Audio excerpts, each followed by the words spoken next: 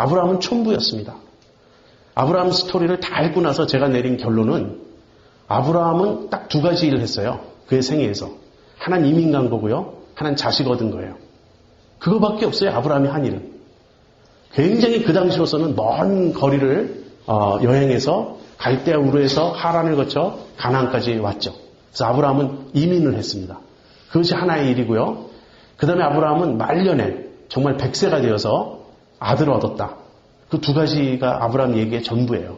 물론 그 사이사이 이제 더 장가지 같은 이야기들이 있지만 아브라함은 평범한 삶을 살았습니다.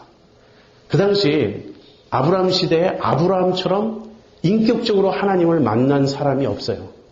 그 당시 믿었던 모든 종교는, 그 사람들이 믿었던 그 신앙은 전부 우상숭배적이고 그 다음에 신과 어떤 인격적인 관계, 거룩하신 하나님, 이런 하나님을 믿은 게 아니라 기복적이고 무속적이고 그런 신앙이었어요.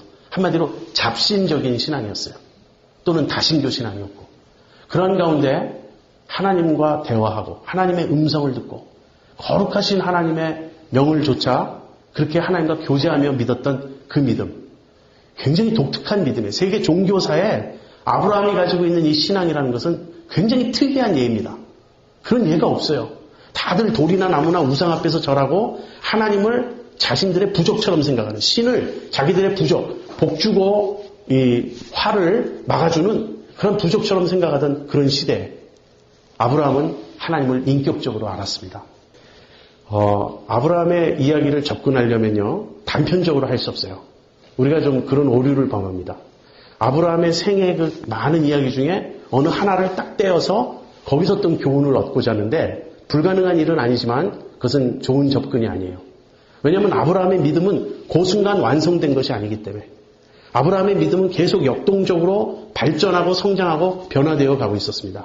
그래서 우리가 아브라함을 통해서 믿음을 배우려면 아브라함의 생애 전체를 우리가 머릿속에 그리고 있어야 돼요. 아브라함 이야기는 어떻게 시작되냐면요, 하나님의 부르심으로 시작됩니다. 아브라함이 갈대아 우르에 있었어요. 근데 하나님께서 아브라함에게 두 번 나타나세요. 처음 갈대아 우르에서 나타나시는데 갈대아 우르를 떠나 내가 네게 지시할 땅으로 가라. 하나님 이렇게 말씀하셨을 때 아브라함이 자기 아버지 데라와 함께 우르를 떠납니다. 그래서 아브라함과 데라와 그 가족들이 갈대아 우르를 떠났어요. 그래서 하란에 왔는데 하란에서 오래 좀 머물렀던 것 같아요. 그러면서 하란에서 아버지 데라가 죽습니다. 그래서 하나님이 다시 아브라함에게 나타나셨어요. 두 번째로. 그러면서 내가 네게 지시할 땅으로 가라. 다시 말씀하셔가지고 아브라함이 하란에서부터 가나안으로 옮겨옵니다. 이것이 아브라함 이야기의 출발이에요. 부르심. 그러니까 부르심을 조차 히브리서는 어떻게 말하죠? 갈 바를 알지 못하고 아브라함이 믿음으로 갔다. 여러분, 여기서 아주 중요한 믿음의 교훈을 배우는데 믿음은 모험이라는 거예요. 믿음은 우리가 처음부터 끝까지 모든 걸 다 알고 가는 길이 아닙니다. 그러면 믿음이 필요 없죠. 다 아니까. 사실 믿음은 궁극적인 목적지는 알아요. 하나님께서 어떤 땅을 주시겠다고 하셨기 때문에 거기까지 갈 줄은 알아요. 그러나 가는 길은 우리가 모르는 거예요. 어떤 분들은 그렇게 생각합니다. 그리스도인의 삶을 마치 하나님께서 나에게 청사진을 보여주시듯이 다 한 번에 펼쳐 보여주시기를 원해요. 그러나 그렇지 않습니다. 여러분, 우리가 우리의 그 믿음의 삶이라는 것을 내가 계획하고 내가 다 따지고 내가 모든 것을 계산해서 그렇게 살아가는 것이 믿음의 삶이 아닙니다. 믿음은 정말 내일 일은 난 몰라요. 그렇게 하면서 가는 거예요. 그런데 그게 더 신나지 않나요? 저는 20살 될 때 제 인생을 다 계획했던 사람이에요. 아주 도표로 잘 그려서 그걸 또 친구한테 설명했더니 친구가 자기 달라 그래서 가지고 있어요. 지금도 증거로 내밀 수가 있어요. 근데 제가 그린 제 인생 도표를 보면 지금 제가 여기 이렇게 있으면 안 돼요. 굉장히 저는 훌륭한 사람이 돼서 어디 있어야 돼요. 그런데 그 도표를 그린 지 얼마 안 돼서부터 제가 몸이 아프고 병이 나고 아무튼 엉뚱한 길로 가다가 여기까지 왔어요. 뒤돌아보면 저는 모든 것이 하나님의 인도였다. 내가 여기 온 것은 하나님의 뜻이었다. 그런 고백을 하게 됩니다. 지금 내 인생을 다시 되돌아가서 20살 그 젊은 시절로 되돌아가서 네 맘대로 살라 그러면 저는 제 계획대로 살지 않습니다. 그것이 최선의 길이라는 생각이 이제 안 들어요. 앞으로는 하나님이 인도하시는 대로 가겠습니다. 몰라도 돼요. 하나님이 제일 잘 아시니까. 그래서 나의 가는 길을 오직 그가 아시나니 욥이 그렇게 말했죠. 주님을 믿고 따라가는 겁니다. 그래서 아브라함이 부르심에서 출발해서 이제 가나안에 도착합니다. 근데 재밌는 건요. 가나안에 도착했더니 뭐가 기다리죠? 기근이. 그 땅에 기근이 있더라. 하나님이 지금 속이는 거 아닙니까? 내가 너에게 지시할 땅으로 가라 그래서 그 먼 길을 그 긴 세월을 거쳐서 도착했으면 그 땅이 낙원과 같았더라. 그래야지 맞잖아요. 여러분 믿음의 삶에서 그런 경험 안 하십니까? 주님의 뜻이라고 해서 도착했는데 뭐 한국에서 이민 가야 됩니까? 말아야 됩니까? 간절히 기도했더니 이민 가라고 하나님이 분명히 말씀하신 것 같아요. 근데 이민 와서 삶이 얼마나 고달픕니까? 이게 아니었는데 하나님 나를 속이셨습니까? 그럴 수 있죠. 근데 하나님의 일에는 실수가 없어요. 근데 아브라함이 가나안에 딱 도착했더니 기근이 있단 말이에요. 또 어떻게 합니까? 아브라함이 애굽으로 내려가요. 그런데 애굽으로 내려가라는 하나님의 지시도 없었고 아브라함이 하나님께 여쭤보지도 않습니다.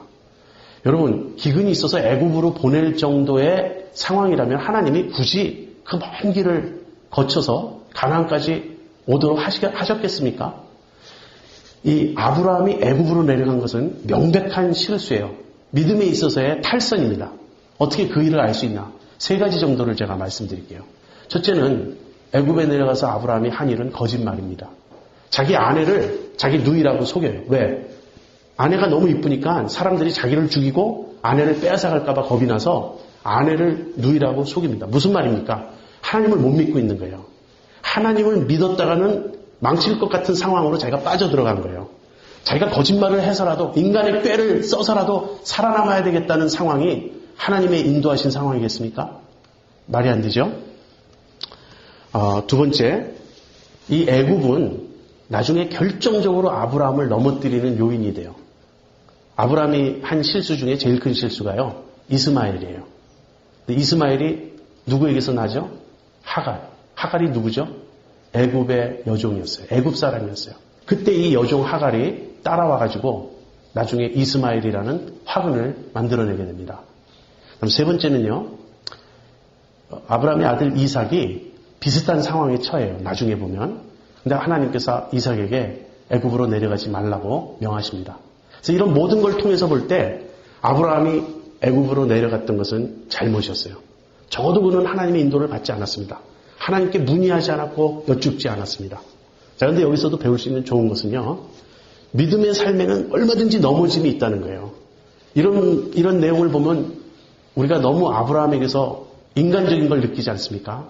우리도 그렇잖아요. 우리도 하나님의 인도를 따라간다고 말하다가 결정적인 순간에 우리도 엉뚱하게 간다고요. 하나님을 잘 믿는 것 같았는데 어려움이 닥치니까 전혀 하나님 안 믿는 것 같은 경우가 많잖아요. 그런데 거기서 끝이 아니에요. 하나님께서 너 실격! 그러지 않으시고 또 기회를 주십니다. 그래서 아브라함이 애굽에서 다시 가나안으로 돌아왔어요. 근데 돌아와서 무슨 일이 일어나냐면 롯과 아브라함이 갈라지는 일이 생깁니다. 근데 아브라함이 좋은 땅을 먼저 줘요. 그러자 하나님이 금방 나타나셔서 아브라함에게 이렇게 말씀하세요. 아브라함아, 동서남북을 다 둘러봐라. 내 눈이 닿는 그 모든 것이 너의 땅이 될 것이다. 아브라함이 이제 믿음으로 다시 살기 시작했어요. 이제 롯이 소돔 고모라 땅에 가서 사는데 소돔 고모라가 그 당시 이제 국제 전쟁에 휩쓸려요. 롯은 잘못 선택한 결과 엉뚱한 전쟁에 휩쓸려서 포로로 끌려가게 되었습니다. 그런데 아브라함이 그 얘기를 듣자 집에서 길리운 자 318명을 이끌고 이제 롯을 구출하러 가요. 아무튼 아브라함이 가서 롯을 구출해갖고 돌아옵니다. 돌아올 때 누굴 만나죠? 멜기세덱이라는 사람을 만나요. 이 멜기세덱은 아주 신비 인물인데요. 어쨌든 하나님의 제사장이에요. 그래서 아브라함이 멜기세덱에게 자기의 그 11조를 바치고 멜기세덱은 아브라함을 축복합니다. 근데 멜기세덱이 그때 이렇게 축복해요. 지극히 높으신 천지 주제이시고 지극히 높으신 하나님 아브라함에게 복을 주옵소서. 그렇게 이제 멜기세덱이 복을 빌어줍니다. 아브라함이 멜기세덱을 만나서 하나님이 어떤 분이신지를 더 배웠어요. 하나님이 천지 주제이시며 지극히 높으신 분이라는 것을 아브라함이 알게 되었어요. 무엇을 보여주죠? 여러분, 하나님에 대해서 아는 것은 아브라함이 굳이 우리보다 더 많이 안다고 말할 수 없습니다. 우리는 성경 전체를 갖고 있기 때문에 하나님에 대해서 굉장히 많은 교리적인 내용을 알고 있어요. 아브라함은 우리만큼 하나님에 대해서 조직적으로, 교리적으로 많이 알았던 건 아니에요. 아브라함은 하나님을 인격적으로 알았고 하나님의 인도를 따라갔고 하나님과 동행했던 삶을 살았어요. 그런 면에서 아브라함은 우리보다 믿음이 더 깊습니다. 그렇지만 하나님에 대해서는 우리가 더 많이 알고 있어요. 여러분, 아브라함이 삼위일체 하나님을 알았을까요? 구약 성도들은 삼위일체 하나님을 몰랐어요. 그것만 봐도 우리가 아브라함보다 더 하나님에 대해서는 많이 알아요. 어쨌든 아브라함이 멜기세덱을 만나서 눈이 확 열립니다. 이것이 아브라함의 신앙 여정에서 믿음의 도약이에요. 눈이 확 열리니까 어떻게 됩니까? 내가 지극히 높으신 하나님을 믿는 내가 굳이 이런 째째하게 전리품 같은 거나 이렇게 취하고 다른, 그러니까 소돔왕은 하나님 백성이 아니죠. 그러니까 우리 식으로 얘기하면 비기독교인 때문에 내가 부자 됐다고 그 소리를 들어야 되겠냐. 믿음에 아주 포부가 생겼어요. 이런 것을 우리가 주의 깊게 봐야 됩니다. 그래서 아브라함이 소돔왕에게 하나도 받지 않아요. 자, 여기까지 애굽으로 내려갔던 것은 잘못이었지만 돌아와서 롯에게 양보하거나 롯을 구출하거나 아니면 소돔왕에게 전리품을 사양하는 이런 모습은 아브라함의 믿음이 성장하다가 조금 주춤했다가 다시 성장하는 모습을 보여주죠. 이 일을 하나님이 기뻐하셨어요. 그래서 창세기 15장에 보면 그 멜기세덱 사건 직후에 창세기 15장에 보면 하나님이 아브라함에게 나타나셔서 이렇게 말씀하십니다. 아브라함아, 나는 너의 방패요 너의 지극히 큰 상급이니라. 이게 무슨 말입니까? 여러분, 아브라함이 318명을 데리고 이 전쟁이 일어난 곳에 뛰어들어서 다 이렇게 물리치고 한마디로 게릴라전을 한 거예요. 게릴라전을 해서 이 롯과 그 포로들을 도로 되찾아왔지만 그것은 급습했기 때문에 게릴라전을 폈기 때문에 가능한 일이었지. 이제 정상 상태로 돌아오면 아브라함은 이제 큰 위기에 처한 거예요. 만약에 그쪽 왕들이 다시 전열을 다시 가다듬고 규합해서 군사를 규합해서 쳐들어오면 그쪽은 부족입니다. 그쪽 네 부족의 왕들이 군사를 규합해서 오면 적어도 몇천 명 되지 않겠어요? 적어도. 또는 몇만 명. 그러면 318명 가지고 아브라함이 버틸 수 있습니까? 그래서 사실은 굉장히 두려운 일이에요. 내가 일을 저질렀구나. 이제 어떡하나. 하나님이 아브라함아, 두려워 말라. 나는 너의 방패다. 내가 너를 지켜줄 것이다. 내가 믿음으로 행한 것을 나는 안다. 그러므로 내가 너를 지켜줄 것이다. 그리고 내가 하나도 전리품 받지 않았지. 걱정하지 말아라. 내가 너의 지극히 큰 상급이니라. 여러분, 아브라함의 스토리를 우리가 자세히 살펴보면 믿음이라는 것이 그렇게 관념적이고 추상적이고 이론적이지 않아요. 아주 구체적이에요. 실제 삶에서 믿음의 길을 택할 때 하나님이 어떻게 칭찬하시고 또 보상해 주시는가. 아니면 탈선에서 믿음의 길에서 벗어날 때 하나님이 어떻게 경고하시고 어떻게 책망하시는가. 구체적으로 일어나요. 그래서 하나님이 아브라함에게 내가 너에게 큰 상급을 주겠다 그랬더니 아브라함이 뭘 요구하죠? 주여, 저는 무죄합니다. 그래서 하나님이 내가 네게 자손을 주겠다. 하늘의 별처럼 많게, 바다의 모래처럼 많게, 내가 셀 수 없을 숫자의 자손을 너에게 주겠다. 그러자 아브라함이 어떻게 하죠?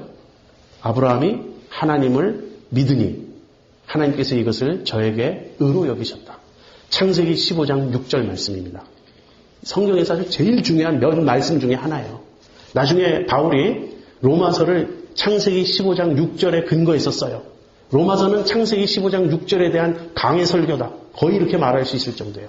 그리고 하나님이 아브라함의 믿음을 크게 기뻐하시군요. 그 다음에 아브라함과 언약을 맺으세요. 이 언약을 이렇게 맺습니다. 짐승을 이렇게 쪼개가지고요. 짐승의 시체를 둘로 이렇게 갈라서 놓습니다. 저녁 어둑할 때 횃불이 나타나더니 그 짐승 쪼개진 그 사체 사이를 횃불이 지나갑니다. 이 언약이라는 말은요, 쪼개다, 가르다 이런 의미가 있어요. 그래서 언약을 가르다, 언약을 맺는다라는 말을 cut the covenant, 영어로 얘기하면 cut the covenant. 그래서 언약을 자르다 이렇게도 표현해요. 무슨 말이냐면 짐승이 이렇게 갈라져 있는 것은 무엇이냐면 언약을 지키지 않으면 언약을 파기하는 자는 마땅히 이렇게 갈라질지다 이렇게 말하는 거예요. 서로 아주 맹약을 하는 겁니다. 아주 맹세하면서 약속하는 거예요. 언약을 반드시 지키자. 만약에 이 언약을 지키지 못한다면 이 짐승이 쪼개진 것처럼 우리도 쪼개져야 마땅하다. 그리고는 원래대로 얘기하면 언약을 맺는 두 당사자가 같이 거기를 지나갑니다. 이 지나간다는 말은 뭐냐면 완전히 쪼개지고 완전히 갈라졌다는 것을 확인하는 거예요. 완전히 지나감으로써. 그래서 진짜 짐승이 완전히 쪼개지듯이 언약을 어기는 사람은 이렇게 쪼개질 것이다. 근데 재미있죠? 하나님만 지나가세요. 횃불은 하나님이에요. 이 횃불이 언약 짐승 사체 사이를 지나가는데 아브라함은 지나가지 않아요. 무슨 말입니까? 하나님께서 아브라함과 맺으신 언약은 일방적이라는 거예요. 즉 하나님의 약속이에요. 내가 너에게 하늘의 별처럼 바다의 모래처럼 많은 자손을 주겠다. 그리고 이 약속을 내가 꼭 지킬 것이다. 안 지킨다면 마치 언약을 쪼개듯이 내가 그 사이를 지나가는 것으로 내가 맹세한다. 하나님께서 이렇게 하신 거예요. 저는 일단 이 장면이 아브라함의 신앙의 여정에서 굉장한 승리의 장면이라고 생각해요. 얼마나 아브라함이 기뻤을까요? 그때. 근데 이제 그 다음 16장에 가서 또 이상한 사건이 벌어집니다. 아브라함이 75세 때 가나안 땅에 들어왔어요. 근데 10년이 지나고 지금 하나님이 언약을 맺고요. 내가 너에게 하늘의 별처럼 많은 자손을 주겠다 했는데 시간이 지나가도 여전히 자식은 나오지 않아요. 그래서 아브라함이 85세 때 사라가 아브라함에게 권합니다. 아무래도 내 종 하갈을 취해서 아들을 얻는 게 나을 것 같다. 이것은 완전한 잘못은 아닙니다. 왠지 아세요? 하나님께서 아브라함의 몸에서 자식이 나오겠다고 했지 사라에 대해서는 그때까지 언급하지 않았어요. 그러니까 이들이 편법을 쓰는 겁니다. 타협을 하는 거예요. 믿음의 타협이에요. 사라가 안 된다면 하갈을 통해서라도 아브라함이 아들을 얻어야 하지 않겠나. 근데 여러분 곰곰이 생각해 보세요. 만약에 지금 사라가 하나님께서 사라의 태가 닫혀 있어서 애를 못 낳는 걸 태를 열어주시겠다는 약속이 아니겠어요? 사라가 태가 닫혀서 못 낳는 아이를 다른 여인의 몸을 빌어서 아이를 낳는다면 굳이 하나님이 개입할 필요가 있습니까? 하나님 운운할 필요가 있습니까? 그리고 뭐 때문에 지금까지 기다려요? 곰곰이 생각해보면 이것은 믿음이 아니에요. 여러분 이스마엘은 무엇을 상징하는지 아십니까? 내 힘, 내 노력, 내가 하는 어떤 것이에요. 이스마엘은 신약 갈라디아서 4장에 오면 바울은 육체라고 표현합니다. 육체의 자녀라고. 이스마엘은 우리 몸에서 난 자식, 내 육체에서 난 자식이에요. 반면에 이삭은 약속의 자녀예요. 내 몸이 난 게 아니에요. 내 몸은 죽은 것 같은데 하나님께서 주신 아들이 이삭이에요. 그래서 이스마엘은 우리 믿음의 여정에 있어서 하나님의 힘으로 살지 않고 내 힘으로 사는 것을 의미합니다. 그런 의미에서 우리는 매일매일 이스마엘을 낳고 있는지도 몰라요. 하나님은 이삭을 주시겠다고 약속하셨는데 이삭은 기다려야 돼요. 하나님의 때를 기다려야 돼요. 우리는 그걸 못 참아요. 그래서 이스마엘을 낳아놓고는 그 다음에는 이삭이라고 우기는 거예요. 내가 다 해놓고 하나님께서 복 주셔서 이렇게 됐다고. 그래서 속으로는 사실 좀 찜찜하죠. 하나님 하신 일일까? 아니면 그냥 우리가 한 거 아닐까? 하나님이 하시는 일이 그렇겠습니까? 이스마엘을 낳은 일이 굉장한 실수였어요. 그것 때문에 지금까지도 유대인과 아랍인 사이에 지금 갈등이 있는 것 아니에요? 이스마엘의 후손인 아랍인들과의 사이에. 자, 17장으로 넘어가면 하나님이 아브라함에게 99세 때 나타나십니다. 하나님이 99세에 나타나셔서 이렇게 말씀하세요. 아브라함에게. 나는 전능한 하나님이라. 너는 내 앞에서 행하여 완전하라. 책망이죠. 99세면 14년이 지난 후예요. 이스마엘이 86세에 태어났다면 13년이네요. 13년이 지난 후에 하나님이 나타나셨어요. 13년 동안 하나님이 아브라함에게 말씀을 하지 않으셨어요. 그 일에 대한 하나님의 책망입니다. 그 다음에 나타나셔서 나는 전능한 하나님이다. 무슨 말입니까? 내가 너에게 아들 주겠다고 했지. 그거 내가 줄 수 없을 거라고 넌 생각하니? 내가 무능한 하나님이라고 너는 생각하니? 나는 전능한 하나님이다. 그러므로 너는 내 앞에서 그렇게 믿음 없이 방황하지 말고 너는 내 앞에서 행하여 완전하라. 그렇게 말씀하신 거예요. 그리고는 아브라함과 할례의 의식을 아브라함에게 줍니다. 할례가 뭐죠? 언약 백성의 상징이죠. 언약 백성된 표죠. 이것은 무엇을 상징하냐면 하나님이 앞으로 만드실 하나님의 백성, 하나님이 아브라함에게 주실 자녀는 인간의 생식 능력으로 되는 것이 아니다 하는 거예요. 할례라는 의미는 무엇이냐면 할례는 하나님 백성 되었다는 뜻인데 하나님의 백성은 하나님께서 만드시는 것이지 인간이 자기의 생식 능력으로 낳거나 만드는 것이 아니라 다시 말하면 이스마엘에 대한 부정인 거예요. 너는 이스마엘을 낳았지. 할례를 명하시면서 이스라엘이 아니고 할례가 인간의 생식 능력이 아니고 내가 백성을 만들 것이다. 그런 이야기입니다. 자, 아무튼 할례가 있고요. 그 다음에는 18, 19장에 가면 소돔 고모라 이야기가 나옵니다. 한 번은 새 천사가 아브라함을 찾아왔어요. 아브라함은 그들이 천사인 줄도 모르고 음식을 대접합니다.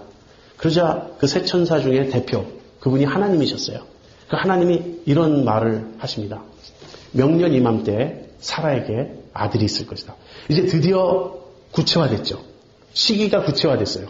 옛날에 그냥 주겠다 그렇게만 말씀하셨는데 이제는 명년 이맘때, 다시 말하면 1년 후에 이제는 구체적으로 시기가 정해졌습니다. 그 다음에는 사라의 몸에서 대상도 분명해졌어요. 내가 너에게 주려고 하는 아들은 사라가 낳는 것이지 하갈이 낳는 것이 아니다. 그래서 명년 이맘때 사라에게 아들이 있을 것이다. 그 약속을 주고 나서 하나님이 이렇게 말씀하십니다. 내가 지금 소돔과 고모라를 멸하러 가는데 이 일을 아브라함에게 내가 숨길 것이냐. 굉장히 놀랍죠. 저는 이 장면을 읽으면 충격을 받습니다. 왜 그런가? 하나님이 아브라함을 의논의 상대로 삼으셨어요. 여러분 놀랍지 않습니까? 하나님이 아브라함을 의논의 상대로 삼으셨어요. 하나님이 아브라함과 의논하셨어요. 당신께서 하고자 하는 일에 대해서 아브라함의 의견을 물으시고 아브라함의 의견을 참조하셨어요. 자세한 이야기는 못하겠습니다. 넘어가야 되겠어요. 그 다음에 이제 20장에는 그다음에 소돔 고모라의 멸망이 있고요. 19장에 20장에는 아비멜렉이라는 사람이 아브라함과 이제 또 부딪히는 일인데 거기서 또다시 아브라함이 자기 아내 사라를 누이라고 속이는 일이 또 발생합니다. 그러니까 아브라함의 신앙 여정을 보면요. 잘 갔다가 넘어졌다. 또 잘 갔다가 넘어졌다. 또 잘 갔다가 또 넘어져요. 무슨 말인지 아시겠습니까? 아브라함은 모범생이었다. 그것은 그렇지 않아요. 아브라함은 사실 우리하고 비슷한 사람이에요. 그래서 그는 신앙 여정을 계속해서 오르락내리락 하면서 가고 있는 것입니다. 자, 아무튼 그 일을 지나고 나서 드디어 21장에 이삭이 태어납니다. 드디어 21장에 이삭이 태어나고요. 22장에 하나님께서 이삭을 바치라고 명하십니다. 22장이 아브라함의 믿음의 절정이죠. 자기 아들을 하나님께 바치는 그 순종의 그 경지에 아브라함이 이르렀어요. 아브라함이 처음부터 여기에 도달한 게 아니고요. 숱한 굴곡을 지나서 드디어 이삭을 바치기까지 그의 믿음이 성장한 것이에요. 그 이후에 23장부터는 에필로그입니다. 제가 이것만 말씀드리고 마치겠습니다. 지금 제가 아브라함의 이야기를 쭉 설명했는데 아브라함의 믿음에 두 요소가 있다는 걸 여러분 관찰하셨습니까? 아브라함의 믿음의 두 요소. 제가 처음에 여러분에게 성경적인 믿음이란 어떤 것인가를 말씀드릴 때 말했던 내용이에요. 아브라함의 믿음의 두 요소는요. 첫 번째는 하나님 편에서의 먼저 주도하시고 이끌어 가시는 은혜가 있다는 거예요. 그 다음 두 번째는 아브라함의 반응이 있었다는 것입니다. 믿음에는, 성경적인 믿음에는 언제나 이 두 측면이 있어요. 하나님이 하신 일, 우리가 그에 대해서 반응하는 것. 무엇이 먼저입니까? 하나님이 하시는 일이 먼저예요. 하나님이 먼저 부르시고 하나님이 인도하시고 하나님이 지시하시고 하나님이 명하십니다. 아브라함의 실수나 실패는 언제나 하나님보다 앞서는 거예요. 가나안 땅에 갔을 때 기근이 있을 때 하나님 제가 어찌해야 됩니까? 라고 물어봤어야 돼요. 물어보지 않고 가나안 땅으로 가는 겁니다. 이스마엘을 낳기 전에 하나님 혹시 하갈을 통해서 나라고 하시는 건가요? 질문했어야 돼요. 질문하지 않고 자기가 앞서갑니다. 그래서 믿음은, 여러분 이 단어를 꼭 기억하세요. 믿음은 반응이다. 믿음은 독립적인 어떤 것이 아니고 믿음은 그 자체가 서 있는 어떤 것이 아니에요. 믿음은 내가 세운 계획도 아니고 나의 어떤 의지력의 강화가 아닙니다. 믿음은 처음부터 끝까지 하나님과의 관계 속에서 일어나는 일이며 먼저 하나님의 행하신 어떤 일이 있고 그에 대해서 우리가 반응하는 것입니다. 그것이 아브라함의 케이스에서는 뭘로 드러나죠? 하나님이 아브라함을 부르셨어요. 그리고 그와 언약을 맺으셨어요. 아브라함에게 하나님이 목표를 두셨고 뜻을 두셨고 어떤 일을 계획하셨어요. 그리고 그것을 아브라함을 통해서 성취하기 위해서 이제 아브라함을 끌어가십니다. 사실은 그 아브라함의 믿음까지도 하나님께서 계속 주시는 거예요. 훈련하시고. 어린아이가 걸을 수 있도록, 걸음마를 하도록 그 다리가 아직도 약하고 기어다니다가 쓰면 넘어지고 하는 그런 순간에 엄마가 또 붙잡아주고 아빠가 붙잡아주고 잘한다 칭찬해주고 그래서 몇 발짝을 걸어가다가 쓰러지면 그래도 그 몇 발짝 걸어갔다고 박수 쳐주고 온 가족이 기뻐하고 이런 식으로 해서 부모가 자식을 키워가잖아요. 하나님이 아브라함을 키우셨어요. 하나님이 아브라함의 믿음을 인도하셨어요. 그래서 마지막에 아브라함이 어디까지 가죠? 이삭을 바치는 믿음의 정상까지 갑니다. 그래서 믿음의 두 측면이 있어요. 언제나 하나님이 하시는 일이 먼저입니다. 여러분 믿음이 있으시죠? 그 믿음이 어디서 왔어요? 어떻게 시작됐고 어떻게 출발했어요? 하나님이 여러분을 아브라함을 부르셨기 때문에 여기 있는 것입니다. 그래서 여러분이 지금 생각하실 것은 내 믿음의 여정에서 나의 실패 또는 나의 성공, 나의 결심, 나의 계획, 나의 목표 이런 것에 초점을 맞추지 마시고 하나님이 나에게 어떻게 하셨나? 하나님이 나를 택하셨나? 하나님이 나를 부르셨나? 지금도 나에게 무엇을 말씀하시는가? 하나님을 바라봐야 됩니다. 자, 다시 신앙적으로 말하겠습니다. 아브라함은 정말 위대한 인물이었어요. 왜? 아브라함을 택하신 하나님이 위대하심으로. 이게 정답이에요.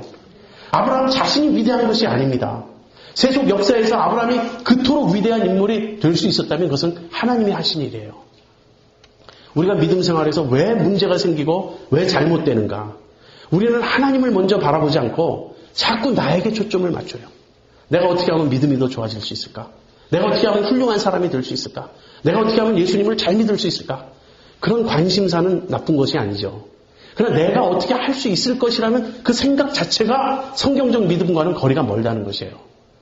믿음은 그의 모든 가치가 그 대상에게 달려있어요.